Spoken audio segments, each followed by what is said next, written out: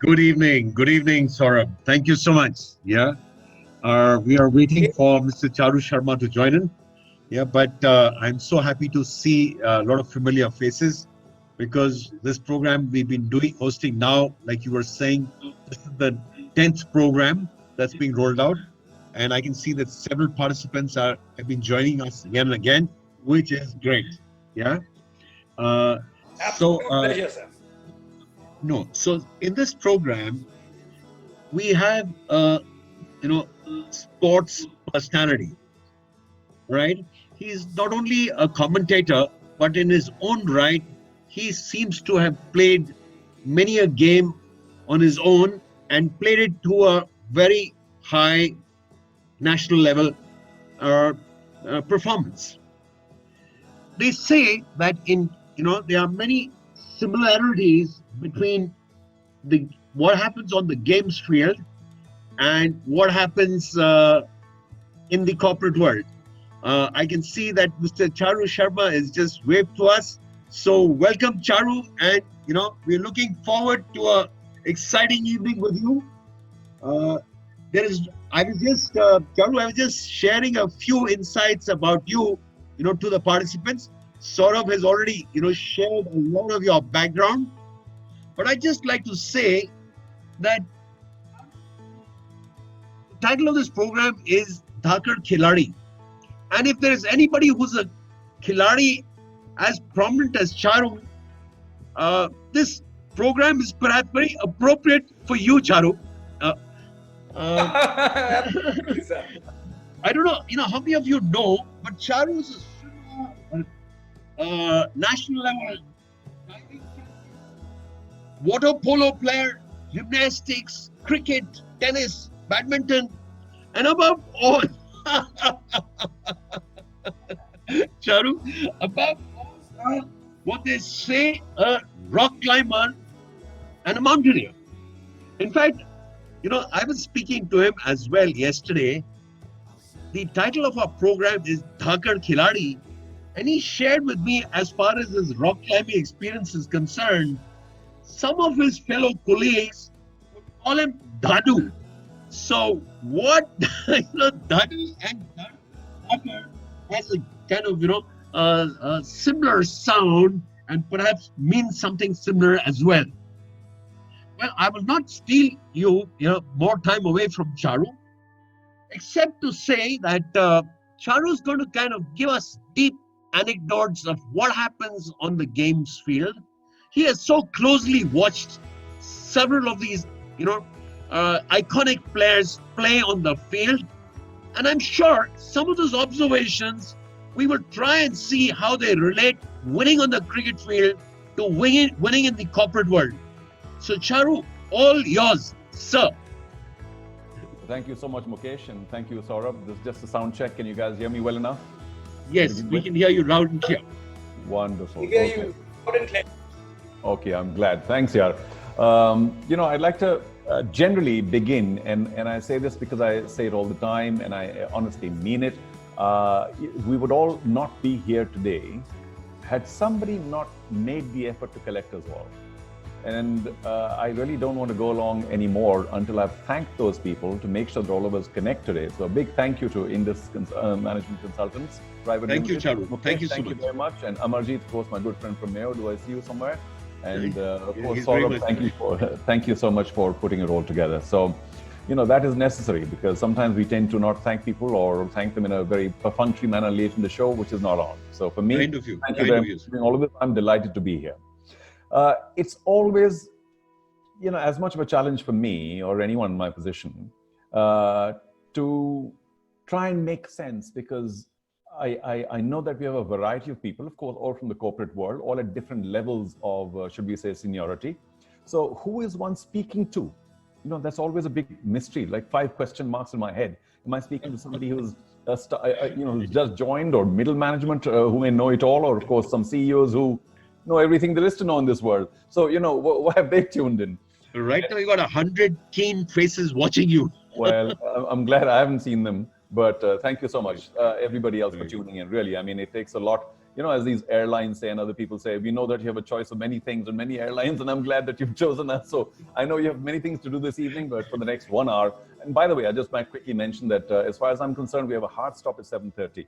So by 7:20, 25, we start making exit noises. And time is always short, as you know. I mean, the only thing we can't catch up with ever is time. So here we go. Very right. Yeah. And of course, questions are also, or any comments or whatever, you know, are also encouraged, and somebody is going to come and help me and pop those in whenever relevant. Surely. You know, this is not intended to be a standardized lecture or a set of, you know, solutions or some kind of miracle cures, because they don't exist. You know, all of us are different, all of us are unique, all of us use very different techniques and so on and so forth.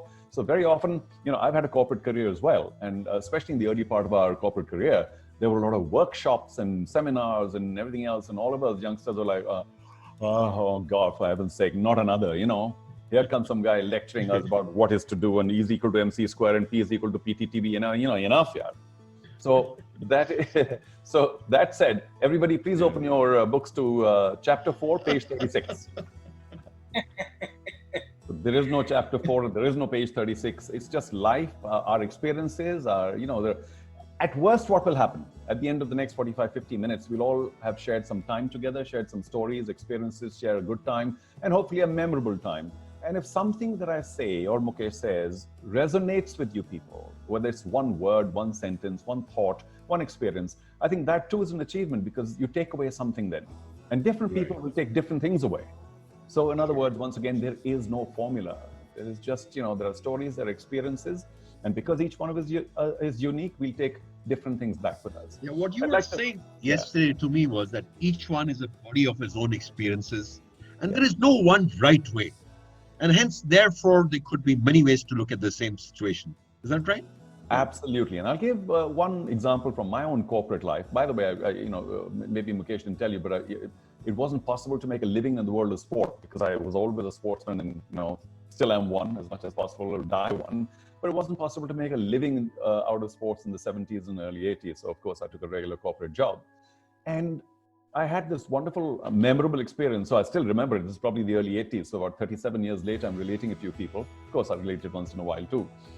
Of this advertising guru, good friend of mine later, Muhammad Khan, who used tribals and Wazir Sultan tobacco VST those days, selling cigarettes, I beg your pardon. But I never smoked.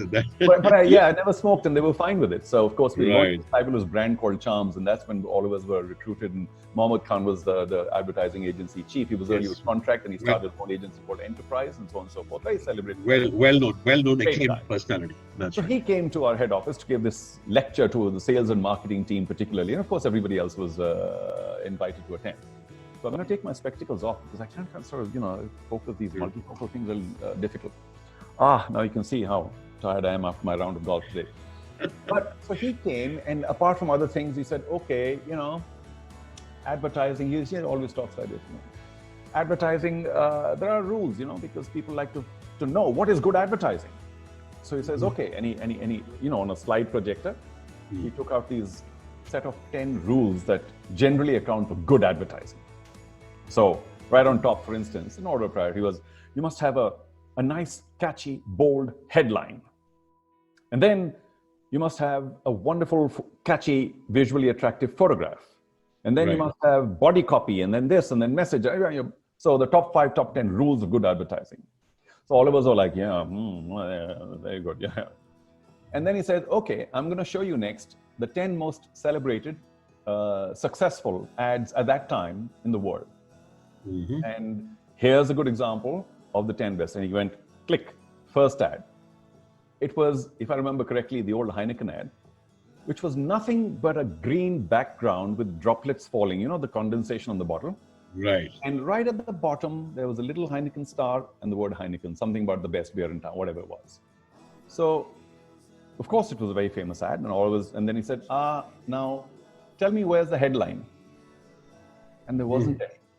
He says, where's the body copy? And there wasn't any. And so on and so forth. So one small example to give you the message that each one of those very celebrated, reputed, you know, fabulous ads had almost nothing to do, or should we say, had one or two aspects of the 10 things that were required in good advertising. And he said, therefore, there's no rule. There's no one road. There's no one solution. You do what is creatively the best in your mind. And of course, if it works, it's great advertising. If it doesn't work, sorry, it could be the most clever advertising, but nobody's going to remember it. Yeah, and Charu, even I come from an advertising background, right? But you joined a company selling cigarettes. I used to work for a company that used to sell daru, liquor. Oh, we make a good team. Good team. But about advertising, it was said that there are two parts to advertising. One is a good part and one is a bad part. The only trouble is nobody knows which is the good and which is the bad. Well, true. Sorry. And also, ultimately it's what works, doesn't it? Yeah, that's And, right. so that's one example of, once again, trying to showcase the fact that there are no rules. There's no one set way. There's no formula. And I find that a lot of management consultants actually try and profess formulaic progress. Consumer is equal to price into ABCD. Take it. But a lot of it is really as you gain experience, as you gain knowledge. And I'll talk about my own. There's a Charu Sharma formula, by the way. Really? I'm gonna save that for later. Because all of us love fooling around with alphabets, don't we? So I've got an alphabet formula which I'll use much later. Right. Okay. A lot of our life, and why not corporate life or the life in the world of sport or most other such professions, there's a fair amount of stepping outside. I'm not saying boundaries because that might sound unethical, but stepping forward, taking the lead, moving ahead, moving out of the box, doing something special, different. Because you can't all be sheep.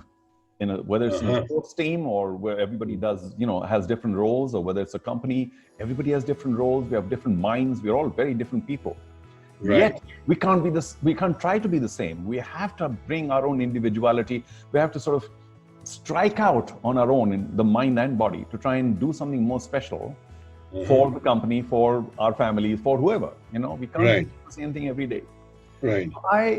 I'm going to use my mountaineering experience for many things, but let me use that here because it's a classic example of taking, mountaineering, I don't want to dramatize it. You guys, probably some of you mountaineers, rock climbers, you would know yourself, is an extremely dangerous, risky proposition. Yeah. It's literally high up in the mountains, every step. Right. Bring the ultimate, which is, it's dangerous. Right. So you would say, why? But okay, so there's a heavy level of risk taking. Yet, as we say in our mountaineering circles and amongst our mountaineering friends, the only good climber really is the one who's alive. So it doesn't matter which height you scale, but you're going to come back alive. You're going to be alive. So it's a field where we are constantly taking a very high level of risk. Right. Yet, so this is the dichotomy, this is the conundrum or whatever. And yet, we do everything possible to mitigate that risk. Clever decisions, be very cautious. Right. There's a line, and this line you're going to hear a lot about today, Mukesh, everybody else. Where is the line? Taking such a risky step, you're climbing up in the Himalayas, and you could die any moment, and yet you're trying to be as careful as possible. Right. And this is the fine line that in life we have to take. We have to take these risks. People say, oh, we take risks, then, what happens if it doesn't work out? Well, so that's be careful. There is that line. And nobody can tell you where that line is. It's your own individual line. If you're a collective, if you're 5 climbers, or if you're 10 colleagues, or if you're, 100 people together, then obviously there's a mixing of views. Right. And that leads you to more or less the center, the median, where the line should be. If you're alone, it gets more difficult, but more challenging. If you're with people, there's some support, and you get 4 or 5 different views, and you say, okay, this is the center. I think we should take this line. So what do you, but Charu, what are you saying then in the corporate world? Are you saying that we should play our game to the brink? Should we innovate and try and be, different? Because there is, I'm relating the risk parameter with this. Because when you do that, you could just fall down and also, die as a corporate, no? So what are you suggesting to the fraternity here? I'll take up the word that you used, which is a better word in the corporate sense, Right. innovation. And if we take risk sounds kind of dangerous, doesn't it? Innovation Sure sounds does. beautiful. Yeah. Innovation. Okay. So let's use the word Okay. innovation. If you keep doing the same Right. thing every day, it's like 10,000 days into the same thing. Innovation has to be the key, one of the biggest keys to progress. I'm not saying Right. success, I'm saying progress, moving beyond. If people didn't Right. innovate, I mean, where would we be? We'd be sitting inside a cave clubbing some, animal for dinner. I mean, so innovation's very, very important. And a lot of people may not have as innovative a personality as others, yet they're a part of a team.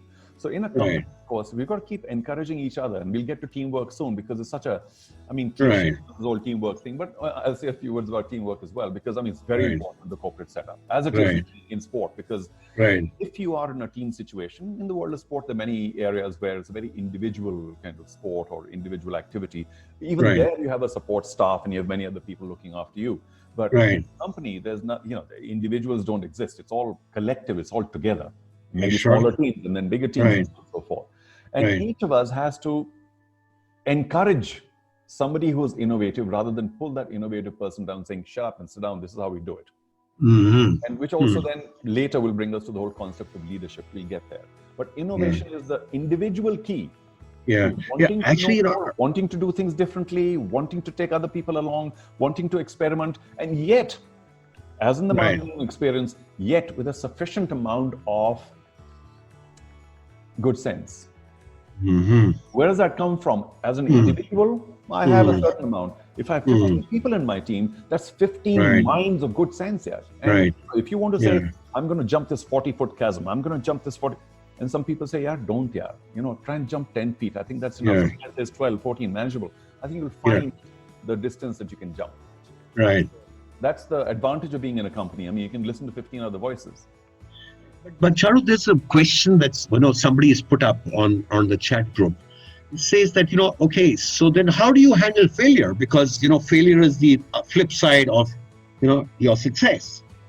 So everyone talks of success, but how do you handle failure? Oh, well, I think we'll take the next 45 minutes just on that.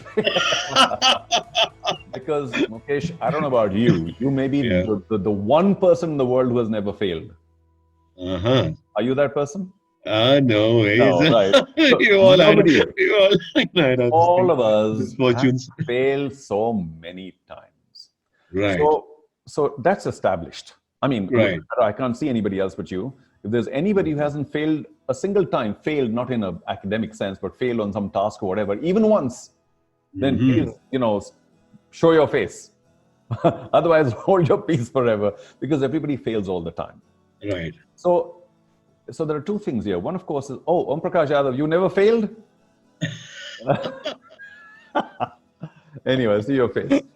So failure is as much a part of life or a bigger part of life than success. The whole concept of success is really flawed. And again, I can spend a lot of time on that because each one's concept of success, unless a specific mathematical goal. There's a peak, you've got on top of the peak. Or if there's a mathematical equation and you solved it, that's not success. Success is a constantly moving platform. And who is to gauge who is successful or not? And generally speaking, in our world, to my distress and disappointment, success almost always means material progress. And I can't get into this whole sadhu sant business, which I'd love to, about the fact that success is an entirely different story. It has something to do with, material gain, maybe in the corporate world, in many worlds. But success really, to me, and I'm cutting a long lecture, Mukesh, luckily for all you guys, I'm cutting a long story very short. By saying success to me is a good, hard day's work. That is success.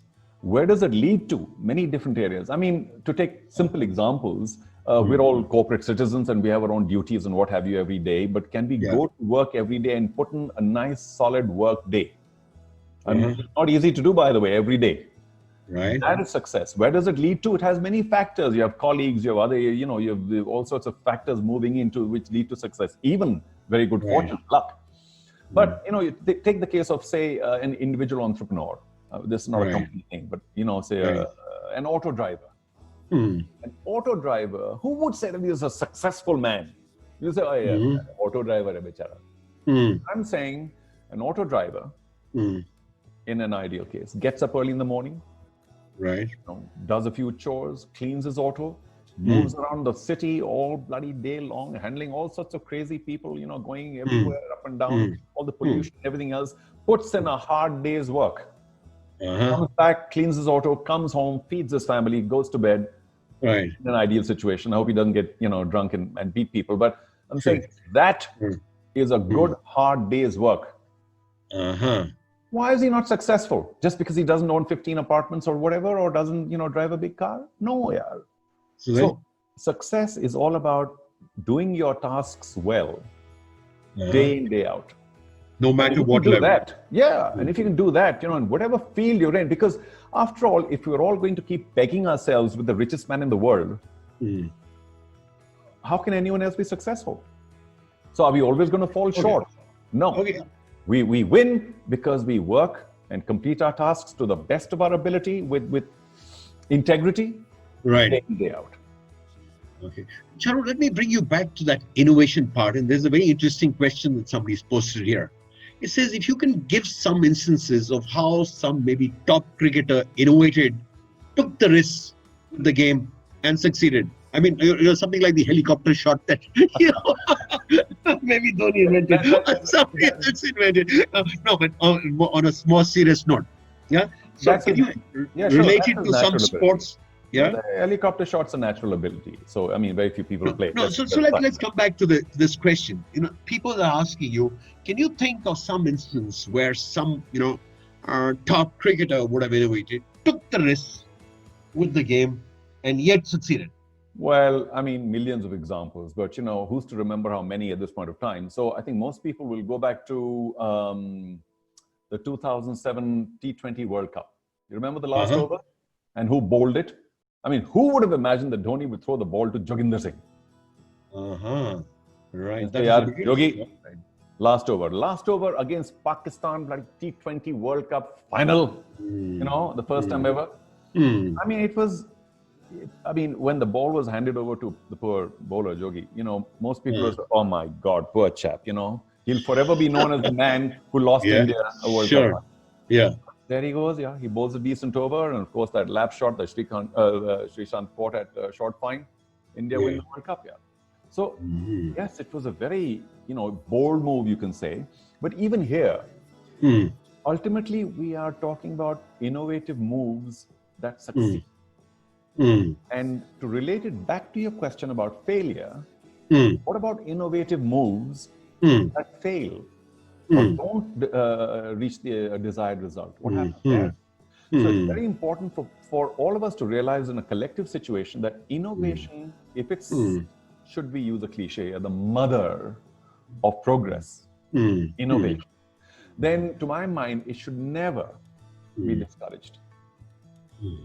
You might want to innovate on a smaller scale first and then a larger scale. Whatever the scale of innovation is, it must never be discouraged. Because ultimately, if we start focusing only on reaching the goal, I think most people will take the safe road here. But to my mind, the goal, what you want to achieve, is in the center. And 360 roads approach that goal. And each road is as good as the other, as plausible, as possible, as potentially successful as the other. So by taking the same road all the time, I don't know, where's innovation gone? But so let me relate it back to failure. Sorry, very quickly. If you start chastising an innovation that didn't work, I think you kill progress within your own organization, within your own sphere, within your own family, whatever else it may be. So Hmm. innovation is very important to be encouraged all the time. And yeah, sometimes it works, sometimes it doesn't. I mean, are we sitting here and saying every innovation works? Of course not. Hmm. But it Hmm. has to be Hmm. encouraged all the time. And I'll get back to that failure question because it's very important to me and to Yeah, everybody else. Because we have to come. Charu, if I may just, I mean, there is a cliche that we use in the corporate. Don't fix it unless it's broke. If it's working well, why the hell do you want to kind of, figure it? Let it carry on. So which then is not pro innovation then. Yeah, well, it's a nice little Americanism to use. You know, if it ain't broke, don't fix it. Yeah. However, Yeah. however, if that was to be used in say, 1825, if it ain't broke, don't fix it. Why would we still not be riding horses? But we moved on to all forms of transportation. You know, Okay. Let me bring. the horse was working just fine. Yeah. No. The Yeah. horse That's was working well fine. well said. Well said. But let me bring you back to cricket. Let's say if there's a working combination, you're doing well. Should the captain then bring in a new player and and innovate? Well, there are two sides to this. One, of course, and it's an old cliche in cricket and in the world of sport, don't change a winning combination or a winning side. Okay? That's So right. People don't. Ordinarily, people don't. Huh. However, changes are made, one, because of a little niggle which the public may not hear about. If one of the players is injured, you don't know about it, you said, you have to chupchap baith ja, we'll get somebody else in your position for a while till you recover. So that you don't know about, that changes are made. Right. Secondly, there are a lot of people who are equally good. And sometimes changes are made in terms of a rotational process that, say, Australia used to follow very often. England are now following it with their fast bowlers. That's right. Australia. Yeah, that's right. Yeah. So, there are different departments in cricket, and everybody knows that. So the fast bowling department needs a fair amount of change because, fast bowlers take a very heavy load. And if they're doing well, you still say, hey, listen, sit out a match or two, not because you are not good enough, you're very good, but we want you to rest a bit here and come back fresh. So that fresh rotation thing is another matter. That's largely for the fast bowlers, not others. Right. Finally, of course, a little bit of rotation is also done because, in sports, there's, say in cricket, for instance, each generation. Now, in normal life, we said generations about 25 years, 30 years, right? Then a generation changes and what have you, maybe 20 years, or now generations are changing faster and faster. But in cricket, say, a generation is only 5 years. Because you're playing some of your best cricket between, say, the ages of 20, 21, 22 to 25, 27. Right. If you're not bloodied then, suddenly you're gone. Because now you're 27, 28 years old. You're still very good. You're performing consistently all the time. But you haven't been able to replace someone because that person's in the team all the time. He hasn't given you too big a reason to oust him. Right. And then all of a sudden, when the space is created, this 27, 28-year-old fine batsman looked over for somebody who's 22 and doing well. And your whole life is gone because you'll always be considered too old now to replace somebody who has created a little hole in the team. True. So to me, it's very important to keep a little bit of new blood in every once in a while. Be able to, it serves many purposes. The first purpose it serves is the guy who's doing well is suddenly on the watch. He's saying, oh, hang on. My position may be in a little bit of a threat. So this whole concept of being complacent is wiped out. He'll never be complacent. Never take his position for granted. Main to hu yaar, main to khelunga hi. No, hang on. There's some new guy who's come in who may do reasonably well. If he does reasonably well, you know that you have a replacement for that spot anytime you want. Sure. Okay, Charu. If he doesn't do well, he will go back and work harder. Let's talk And about the it will leadership. Okay, let's switch gears and talk about leadership. In fact, there's an interesting question here. It says that, Ganguly was a great leader, Saurabh, okay? And he would give the platform and support to the team member, especially when he would fail. And he would, take a step back, if the success happened, then he would give the credit to the performing person. So what is your take about, good leadership, especially on the playing field, and, how does it, how important is it? Well, it's another one of those things that will take about maybe Till tomorrow morning. 3 days to talk about. But of course, I mean, central Yeah. to our lives, Right. central to our corporate lives, central to our families, central to our daily, whatever it may be. Leadership is ultimately the big key. And if I may use the term leadership, or Right. getting to be a good leader, which is Right. also subjective, of course, Right. is the holy grail. Because Okay. that's where everybody wants to reach.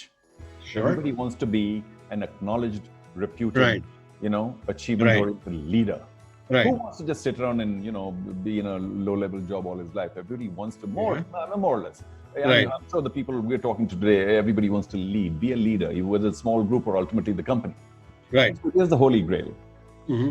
And yes, I mean, you can take many cricketing examples, but I have to, my first thought on this, because everything is a thought and nothing is a solution, by the way. I think I've said that before. You It's all said that. what you take away. Yeah. Is that leadership is again like that centrifugal force that, leadership, a good leader is in the center. Right. And I have used this example before. I'm sorry, I'll use it again.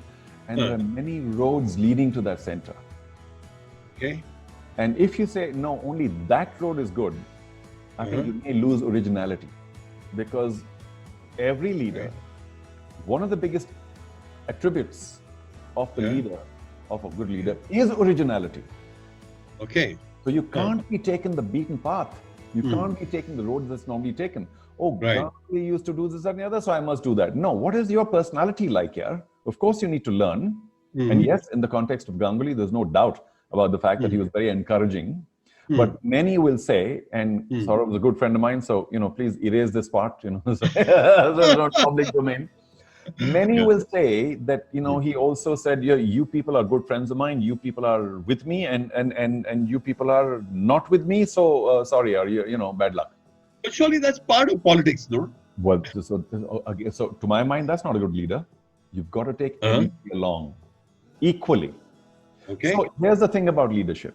Now, we talk about Saurabh. Are you saying that Dhoni is a bad leader? No, I mean, he got rid of a whole lot of seniors and he got, That he did. style. That's Kohli and others like him are so sort of fierce leaders that if you don't do exactly what I'm saying, how I'm saying it, I'm going to watch it. Is that good leadership? He's winning many matches. He's, individually doing very well. But these are all question marks. To my mind, and if I may be allowed, Mukesh, if the leader has the following attributes, which I'm about to say, then the task of becoming a good leader becomes much harder. So I'm talking about the high road, the hard road, not the easy road. Right. Can you be, in your quest to be a good leader, can you be kind? Can you be honest? Can you be compassionate? Can you be sensitive? Can you be friendly? Can you be unbiased? Can you be knowledgeable? Can you be diligent? And can you be extremely ethical? If you have all these things surrounding you and your personality and your character and your mind, to my mind, it gets more and more and more difficult to be a good leader because a lot of those roads that lead to leadership are full of potential shortcuts. And to me, if you're not kind, if you're not compassionate, if you're not diligent, if you're not ethical and so on and so forth, you may eventually turn out to be somebody people consider a good leader. But each one of us has to see it from our own eyes, our own lens. And if these attributes are missing in a person, I don't consider that person to be a good leader. But then what you're saying is these are human factors that you're talking about care, concern. What are we, Mukesh? Ultimately, what are we? What beings are we? No, but let me put it the other way. I mean, a good, captain is a person who wins maximum number of, wins, and he has less losses. Or a good, corporate player is a person who delivers the top and bottom line. I mean, he's not really given marks for care, concern, he has to perform. So where, is it the emotion part that is significant, or is it the delivery of the outcome that is more important? Well, I think I tried to clarify earlier by saying that to get to that same position of performance, of achievement, leadership, Right. it gets harder and harder if Yeah. you include those attributes that I talked about. It's easier, to my mind, to reach that position of achievement and, as you said, goals and this, that, and the other, Right. if you are willing to not be too concerned about some of the words I mentioned. So for me, just for me, I'm not saying that if you're kind and compassionate and blah, blah, blah, you'll never make a good leader. I'm saying, can you be a good leader who delivers everything that you're talking about? Right. You know, all the goals and all the, what are they, quarterlies and monthlies and whatever. And can you also be this? Then, to my mind, I think, you've reached a fairly high super being kind of level, because all these other attributes, Right. many good things along with you. And to my mind, why should those good things be left behind just because you're, Arjun and the eye of the bird? I'm not saying that if you're kind, compassionate, blah, blah, blah, you lose sight of the eye of the bird and you're sort of wallowing and waffling. No. Reach those goals. Can you also continue having or taking these attributes along? So it's just a personal thing where you can argue that, hey, listen, I don't care about, I'm willing to trample 15 people. I'm going to get there first. That's right. So, but these are all different viewpoints. My viewpoint is, can you reach there also first, if possible, by not shedding your other human values? So that is a difficult road. That's a harder road. Well said. But why not? Because are you only the achiever of goals? Or are you a much bigger person than that? There is another remark that I must read. Somebody is saying, can you be a champion and yet be a gentleman? And then he quotes, Rahul Dravid being one such, Roger Federer being another, or Sachin Tendulkar being a champion and a gentleman. All these examples are very important. Whoever sent those examples in, I think is beginning to understand what I'm talking about. That VVS Lakshman, Rahul Dravid, Sachin, and many other examples in the world, have they not achieved? They have. Have they shed basic human values aside, saying, the hell with that, I'm going to score a double 100 and, if you come to shake my hands, bugger off. No. Ricky Ponting. Oh, yeah, well, there you go. Who shoved Sharad Pawar aside, when the trophy was handed over to him in the World Cup. That's right. So, excellent examples. Thank you. I'm glad people are listening. Exactly right. Where you don't have to be a bad boy or shed any one of these human values only to be able to get to the top. They've already, many people have gotten to the top. Right. Or in terms of the corporate life, achieved goals or, being very superior in their achievements, and yet have kept the human basics and, values along with them. So like I said, that's harder to do. And therefore, to me, I have deeper appreciation for people who've taken leadership roles, who've reached high positions in life, whatever it may be. It's not necessarily running big businesses. Whatever you do, if you're doing it well, you're a leader in your own. I mean, you can lead a company, you can lead a small platoon, you can lead a small, smaller organization as well. But if you keep your values with you and take it forward, it may be harder, it may take slightly longer, but as you, what can I say? You'll be bigger than just being a good leader. Right. Okay, now let me kind of take you to another path. We're talking about the performance of a leader. Is it that a leader has to be a performer? Because there are times in cricket we see that the chap has just gone off, and for 6 matches he didn't wasn't able to score. So. And yet, he's the captain of the team, so surely he's under pressure. Well, we keep taking cricket examples, and it's a little flawed, because where did cricket come from? It came from the UK.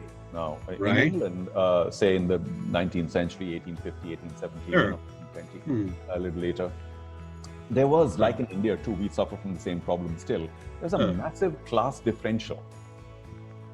Okay. So if you've been to Oxford or Cambridge or Eton or whatever, you have a superior mind and you're gentlemanly and you can perceive the world better. So those people were naturally considered leaders of a team because of the background they came from, which was a problem that in India too we suffered from for quite a while. So of course times have changed, and if they had reason then to think that a captain needs to have certain attributes which are more kind of lordly, regal, then that's why you're captain, because you can think better, and these guys, working class guys, can come and bowl all the fast bowling and run off. But times have changed, and for the better, because now it's much more about ability is equal to respect, is equal to being accepted as a good leader. Right. So within any team, to my mind, again, these are individual views here. I think whichever ticker at the bottom, these are views expressed by, like doing the papers. In my mind, you have to be a doer also to be able to earn that level of respect of all the people who you're with, who may be below you in a corporate hierarchical sense.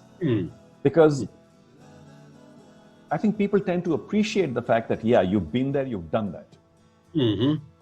That when we were, silly examples, when we were moving into this office and, after 15 days, there was a lot of dust. Yeah. I mean, you being the leader of the pack also came and said, give me that cloth, I'm going to wipe my own desk here. It's not that, saaf karo, hum to sochne ka hai, tum log saaf karo. So, doers, to my mind, have a natural tendency to earn more respect.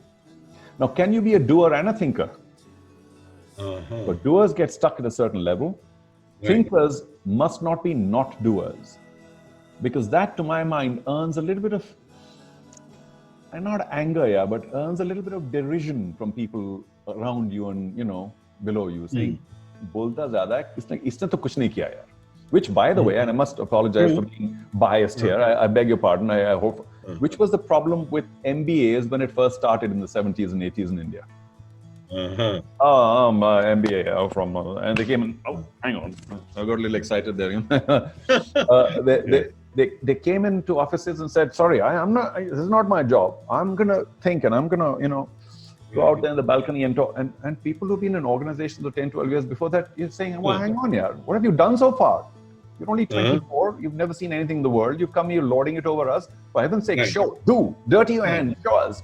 And of course, we'll be right behind you. So, to my mind, that respect level is only when people know that you've done. Yeah, what we say, walk the talk, is it? I mean, At some stage of your life, you have to be known for walking the talk. Okay. Okay, there's another one that is, people talking about Imran Khan. I can see somebody's posted a comment saying that, Imran Khan was a very successful leader. But listen, look, I mean, I'm going to stretch that question a little bit more, because now he's the president or the prime minister of Pakistan. Yeah. So he was a successful cricket captain. I mean, I'm not too sure whether he's a successful prime minister, and he was a leader as a cricket team. So, I mean, why didn't that leadership extend into his political life? Well, because looking after a small little cricket team is nowhere compares to looking after a whole nation. A nation that is so difficult to be governed. So it's actually the same thing. The Pakistan cricket team is a reflection of the nation. And I don't mean any open disrespect. As a nation, Pakistan is very kind of dispersed, difficult to look after. Not that India is easy to look after either. But the same thing was reflected in the Pakistan cricket team as well. There were a lot of wild elements, unschooled elements, people who couldn't even read, stuff like that. But they were talented, they were tough, they were ready to give everything.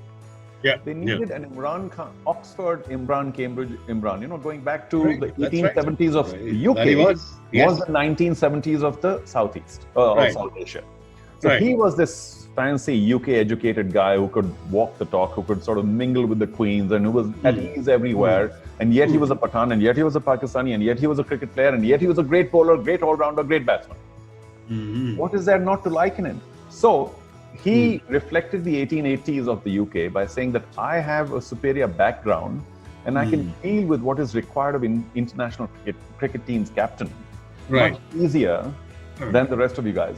Had he not been able to had he not been one of the finest all-rounders in the world, or a good bowler, great bowler, a good batsman, he would not have earned the same amount of respect that he did, because he was also walking the talk. But looking after a nation is not just 11, 12 people. I mean, you know, any political situation, there is so much compromise. There's no way you can say, do this and get it done. I mean, 50 people say, why here, why him, why now, why, you know. So, I mean, the whole democracy thing is a dance that is not easy for a cricket captain who can afford to be fairly autocratic. A cricket captain can say, you will open, you will do this, you will do that. And people say, fine, he's a great, you know, I mean, he knows his beans, so I'll do it. But in the political arena, everybody, you know, says, well, who are you? I also did this. I can also do this. We can do it differently. It's a very different arena. But, you know, I mean, the reason he has gotten there is because he has had a very high level of personal charisma and obvious public achievement. So that got him to where it got him. But a very different story begins when you reach there. And, and he's surrounded with pretty women also. Okay, you know, I mean, that you share with him, Mukesh. Come on, Charu. Okay, Charu, let's just come back. Sorry? Charu, you're saying something? Yes, sir. I wanted to bring on a question which was coming very much from the public. What about the people, those who are, how to deal with leaders? Okay, we have been talking about leaders. Now let's talk about people, those who work with the leaders, because there are quite a few of them, those who are very good at their work. But what about the leaders, those who are the showstoppers himself? And, you know, somehow with the blend of their personality, they do not, you know, let the other team talented guy to come up to that level. How have you been dealing with that? I just wanted to know with your own life experience. Wow. I'd love to say, as people do, they don't understand, can you repeat yourself? But it's a long one. So in a nutshell, though, Saurabh, so what again?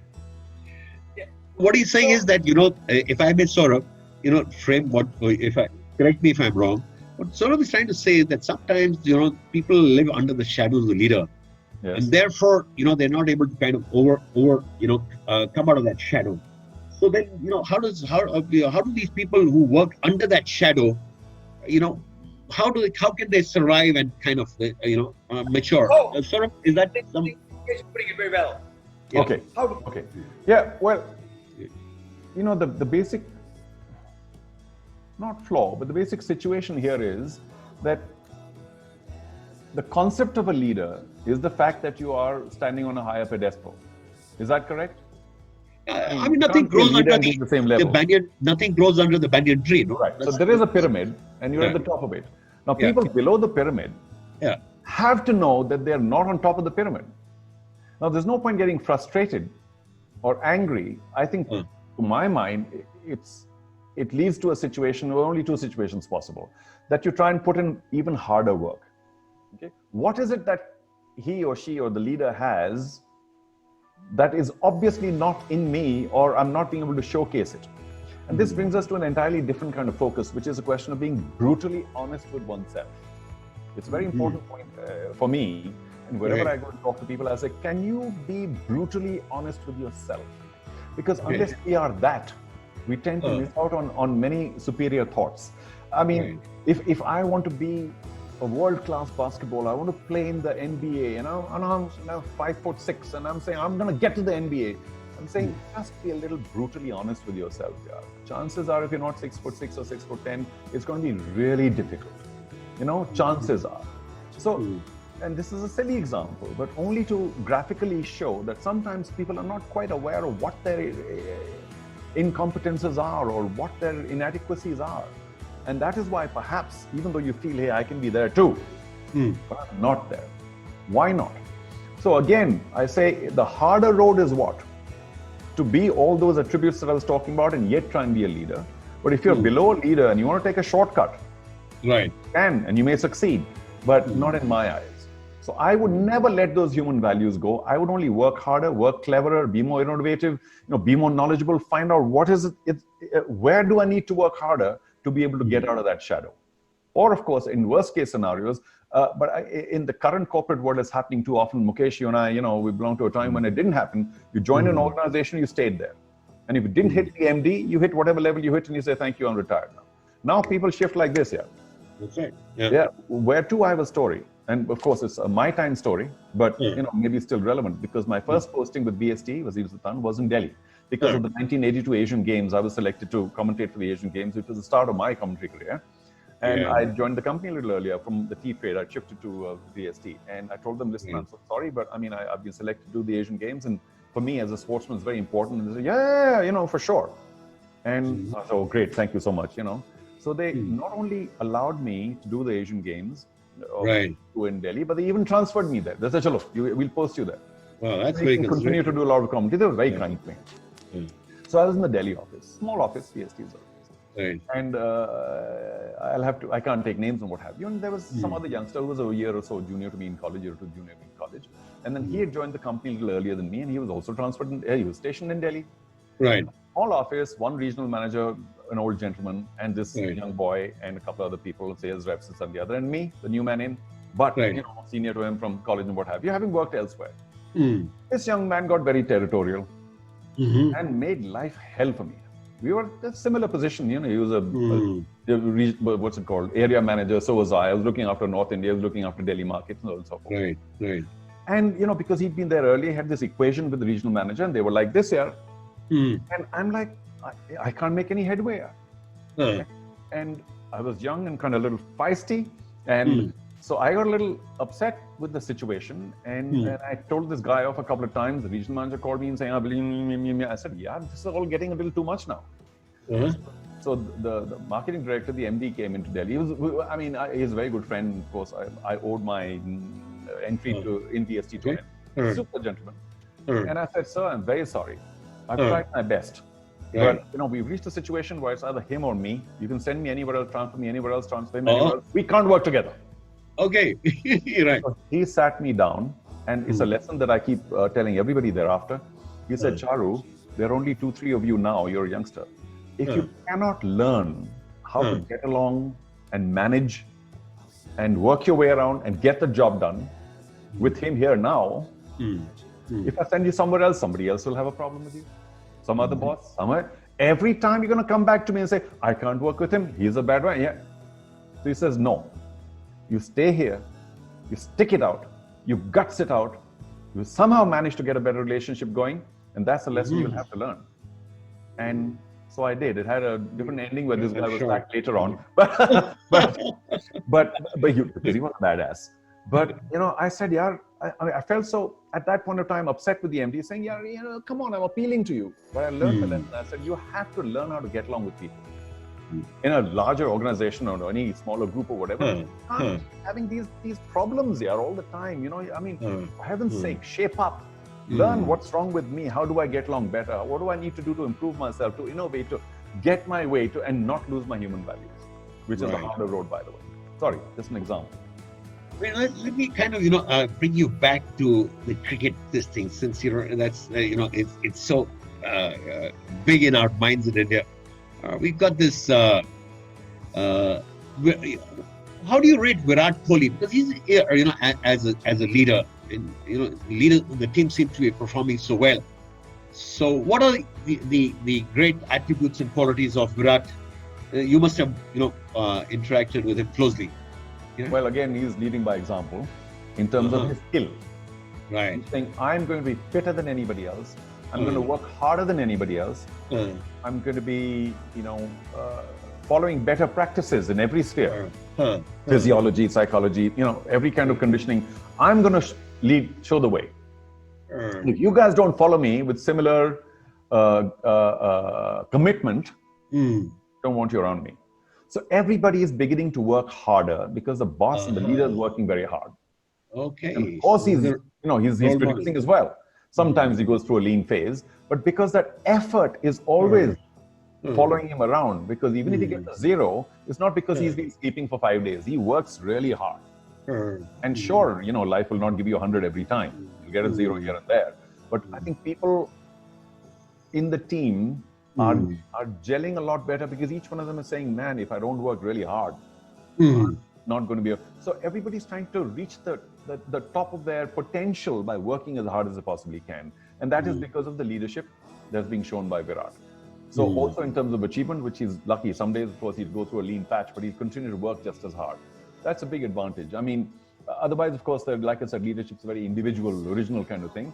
He wears his emotions heart on his sleeve, and he's not afraid to, look at somebody and say, what the hell have you done? I mean, Dhoni would just do this with his gloves. If you miss a catch or take a catch, it didn't matter. But, I'm not saying this leadership is better than others. I'm just saying everybody has their own style. I think there was a note somewhere earlier saying that sometimes very skilled and better people also get overshadowed. Yes. Yes, I can see that question there. Yes, but I mean, who told each one of us that we live in a utopian world? And if we are better, we will move ahead. If we are not moving ahead, something is wrong. You might think it's easy for me to say, there are so many complications. Oh, uska aadmi hai aur ye hai aur wo hai. But you've got to, I mean, what can you do? You can only look within. Na? How many people will you keep killing, murdering, or throwing off cliffs if they are in your way? But, this same question, it goes a little further. It says that, what about people like, Sardar Patel or Subhash Chandra Bose? I mean, they were, kind of, the leadership didn't give them the space. Sir, I mean, should Sardar Patel have rebelled? I mean, maybe he would have been the prime minister. Yeah, well, I don't want to get into politics, but I think they all realized, that there was a massive collective effort at that point of time. And one gentleman was being preferred to take the apex role compared to some other gentleman. And I can only hope, I don't know them personally, never did. I can only hope that they had the wisdom to realize that somewhere, something may be missing in their personality mix. Right. Is not allowing them to move to the top position. So if I were Sardar Patel or anybody else, I'd say, okay, where is it that I'm losing out? If I really had the ambition to be the top man, where is it that I'm losing out? Am I losing out because I don't wear better clothes, or I don't speak better, a different language better, or what? Okay. And much as I don't think that's very important, because ultimately it's achievement, I would say, I'm going to take a bloody Rapidex English speaking course. Yeah. And whatever it may be. But you've got to find out why am I losing out here? And sometimes if we are brutally honest with ourselves, we find that little chink in our own armor. And we try and patch it up and say, these are the 2-3 areas I'm going to focus on, because I know I can work just as well as that guy here, and he's my boss here. Kya jabardasti hai? So, okay, he does this, he does that. Theek hai, main bhi koshish karta. Okay. So we can only improve ourselves, can't we? And by the way, you need to give me my Charu Sharma equation. Yeah. No. Charu, I think, thank you for your words of wisdom. And comments that you'd like to give, share with us. Yeah, may I share my equation, please? Very quickly. Yes, absolutely. Yeah. And I do apologize for all the comments that came in, and some of them were very relevant, and some of them were even caustic. Beg your pardon, but these are only personal views. Yeah, it's okay. I mean, like I said, there's no solution, there's no formula. You've got to work our own ways out by listening to experiences and stories, and maybe holding on to something that resonates with you. That's so right. Here's my formula. I plus E plus K plus E is equal to W. Say that again. I mean, it's a simple thing, but management consult gurus do.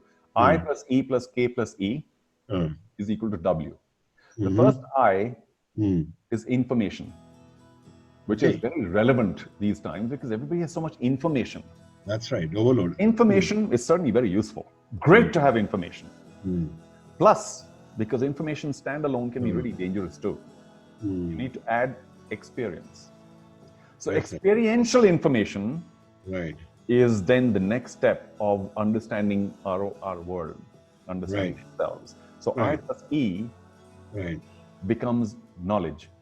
Right. Information coupled with experience then becomes knowledge. Then I put my hand in there, I experience the heat, fire burns, in a very simplistic way. Information must be accompanied with experience to become knowledge. Right. But even that's not good enough. You need to add another aspect to it. You've got information, you've got experience, you've got knowledge, but you must have as high a level possible of exposure. What does exposure mean? Width. Right. That comes through travel or just number of years or a variety of things that you do, or variety of people that you meet. Expose so that your views are not narrow. Right. You've got information, you've got experience, you've got knowledge, you've got exposure. And that equals the big W. Now, the big W is something that was not a mystery. 2 points, easy guess for what that big W is. We just mentioned it about a minute ago. What does all of that equal? Information, experience, knowledge, exposure equals? You just said it, Mukesh. So wisdom. Thank you. Wisdom. Okay. That's right. So what is this magical thing that's wisdom? I plus E, A plus E is equal to wisdom. And with wisdom, what do you do? I think that is your centering line. I began by saying that, that fine line of behavior, of movement, of innovation, of risk-taking, everything has to have that fine line. Too much, too little. Fine line. Wisdom gives you that. Of course, many times it takes time as well, because you're going to add a T plus I plus E plus K plus E plus T is equal to wisdom. But even with wisdom, what happens? In my mind, two things happen. And if you reach that stage, then I personally will bow down to you and respect you forever. With wisdom, what happens? Two things. One, the realization, I actually know very little. If that realization doesn't come with wisdom, then something is wrong. Not wisdom. You have to realize, man, there's so much out there that I could still know or get better at or improve, or, rather than saying, "Mujhe to sab malum hai yaar, main to dada hu." And the second thing is, which again to me is very, very important, is if you reach a high level of wisdom, to my mind, it's directly inverse to being judgmental. The higher the level of wisdom, I hope the less judgmental people will be. Because being judgmental is so narrow. You don't know that person that you're judging, where, why, how, whom, when, why is that person the way it is? There's so many factors that go in, and we're so quick to judge. So the less wise people are, to my mind, the quicker they are to judge. So if you reach this level of wisdom, where you're not judgmental, where you're allowing people a lot of space, and space to improve, space to learn, and of course, when you realize, man, I think I know a lot. Now I'm wise. I know that I know far less than I should know, and that, to my mind, is the ultimate goal of wisdom. So there's your formula. I plus E plus K plus E is equal to W. Wow, Charu, that is powerful, guys. You should write a book. You're full of wisdom. No, I'm not. But easy to come up with formulas. But Mukesh, thank you very much. I know we've exceeded the time limits, and there's so much more to share and say and what. But these are all many long stories, and so big thank you to you again, to your organization, to Amarjeet, and of course to Saurabh as well, and all the others that helped out. No, thank you for giving us the time, and sharing your wise words with us. We are very inspired. Tripathi and Balu, thank you so much. I tell you what, all of us are a little weak, and we like people when they say that. Demanik, thank you very much. Thank you for your comments. You've been very kind. Thank you for sparing the time. And like I said, if one word, one thought, one sentence, something agrees with you, and you feel, well, okay, maybe I can adopt it, I'll be so delighted. Thank you so much. There are a couple of things that I would like to say. Brutally honest is what I am taking from here. Thank you. Formula of becoming, full of wisdom is something, again, that we all are taking. We are very happy and we feel delighted to hear it from you. Mukesh sir, I thank you very much. Thank you so much. Thank you so much. Yeah, I just say that, I want to just send a message to the, the people who are attending the program. Thank you for your participation. We are, encouraged every time you come and register for the program. Yes, we would like to bring more and more programs to you, every Friday evening, same time. We are, of course, privileged to invite, illustrious people like Charu. And we will continue to do this again and again.